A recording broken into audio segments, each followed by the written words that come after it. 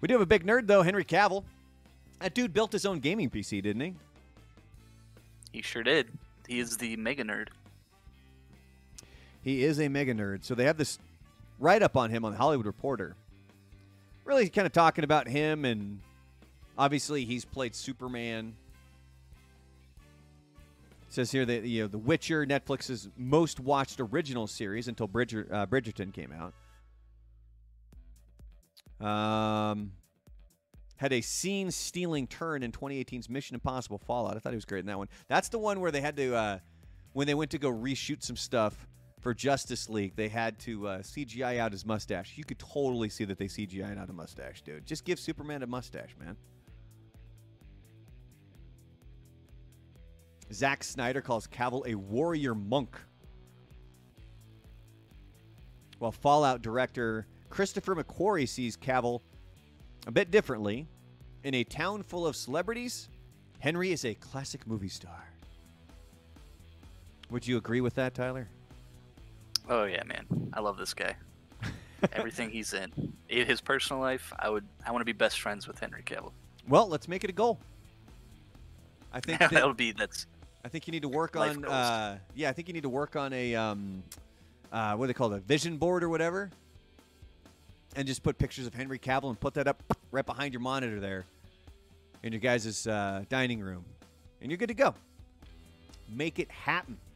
I mean, he's a nerd, right? We got original gamer life, the thing that we're really kind of getting off the ground here, that we're pushing, as a gaming community, right? Let's get Henry Cavill involved, man. So if you want to check out this story, I'll go ahead and put this one in the chat there for you guys as well. I do remember he was filming, I don't remember what the movie was. It would have been right around the time I moved here, so it would have been like 2015 or so. And I guess people were talking about how he was popping up around the city. Like he was at the gym, people would be working out, and all of a sudden, oh my God, there's Superman. And I've heard that he's a great person. But then as Tyler was reading the story today, what was the comment that you made, Tyler? It's like they build these guys up to be like gods, and then it just takes one small thing, and all of a sudden, like, oh, no, he is human? Yeah, well, it's up with all these celebrities, like Britney Spears and Kristen Stewart and all. They build them up to be these, like, perfect human beings, and then they do one thing wrong, and they throw them to the wolves. We like to watch people fall, man. Friends star Matthew Perry to release unflinchingly honest memoir. So, Tyler, you said that you did watch Friends when it was on the air. I did. Do you ever watch it in reruns at all, or do you bring it up on, I think it's on HBO Max now? Yeah, actually, I have. I still enjoy it. I still think it's a great show. There's obviously things that don't translate too well or have not aged well to this point, but it's still an entertaining show. I thought it was great. I thought it was hilarious. I watched the, whatchamacallit, the reunion, which I thought was pretty good. It was really odd, though, because they had a whole bunch of people. One of the K-pop bands, the BTS, is that who it is? Like, they had them on the reunion, and it's a bit confusing. You're like, why wouldn't they focus on the people who had guest spots on the show, which they did. Which, by the way, Ross and Monica's parents still around, man, still around. Which was funny because I was just watching one of the episodes earlier when it was Emma, Ross and Rachel's baby. It was her first birthday, so they were going around and filming everybody as, hey, this is your 18th birthday gift. And at this point, that child would be at least 18, I think. It would be right around there. And Elliot Gould, who played Ross's dad, makes the comment about how we're probably not going to be around for this, or this is us giving you a message from the grave, or something really creepy like that. But both of the parents were involved in the reunion. But man, Matthew Perry looked rough. They released the trailers for it, and people had a lot of questions. What was going on? Are they going to be able to? Are they going to be able to have him really involved?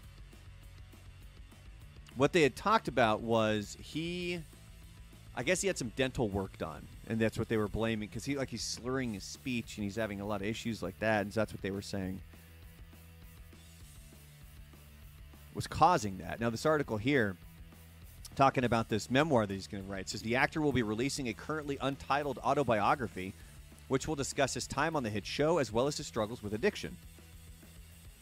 The book has been described as candid and self-aware and promises to be told with Perry's trademark humor, as Perry vividly details his lifelong battle with the disease and what fueled it despite seemingly having it all. Matthew's book has unrivaled potential to bring people together, which feels especially galvanizing right now at a time of isolation and division. It goes on to say earlier this year, Perry's Friends co-star Jennifer Aniston spoke out in support of the actor after he admitted he experienced anxiety on the set.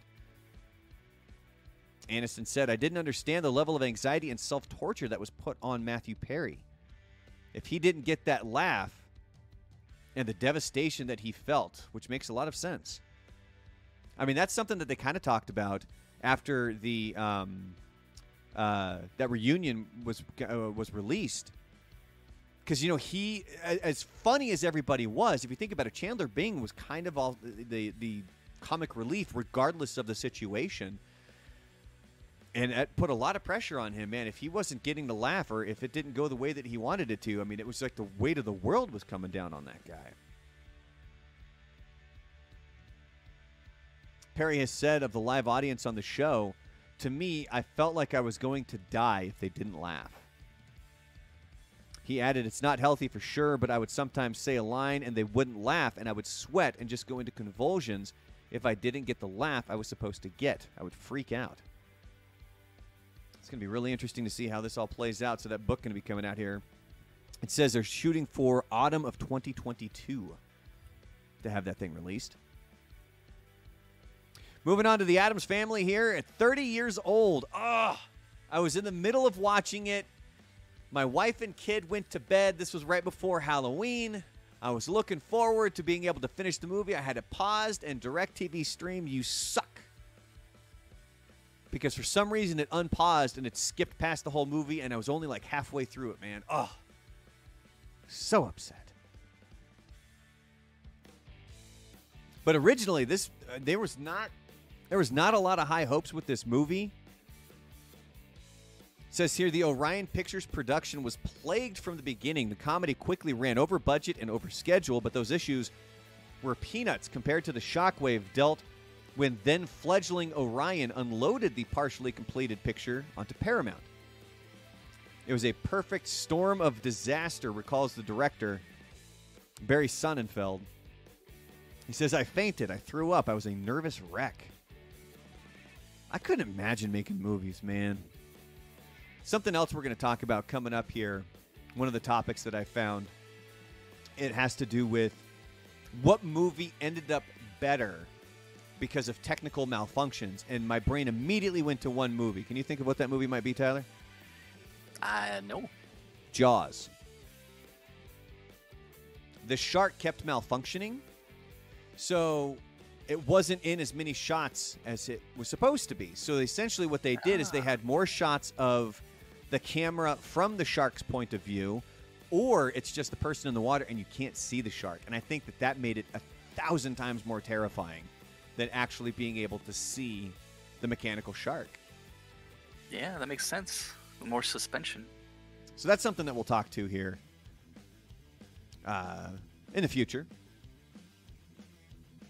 But the Addams Family movie, that was November 22nd, 1991, so 1 week from today.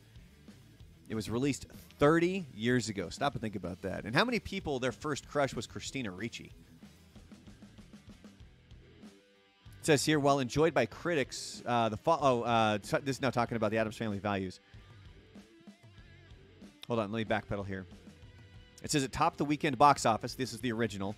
A surprise hit, the movie raked in a total of $191.5 million worldwide on a $30 million budget. With a winner on its hands, Paramount did not waste much time in greenlighting a sequel, 1993's The Addams Family Values. While enjoyed by critics, the follow-up was a box office disappointment. I thought that one was pretty good, too. Man, it's turning 30 years old. And just last week, it was released in 4K. I'm going to have to go buy that. so DirecTV stream doesn't screw me over again. But there was a lot of stuff that went on with this movie, man. Yeah, between this and the Matthew Perry story, it just seems like working in show business is super stressful. Super stressful. Yeah, a lot of anxiety going around. I mean, I get stressed out when my computer doesn't function. I can only imagine what this stuff was like.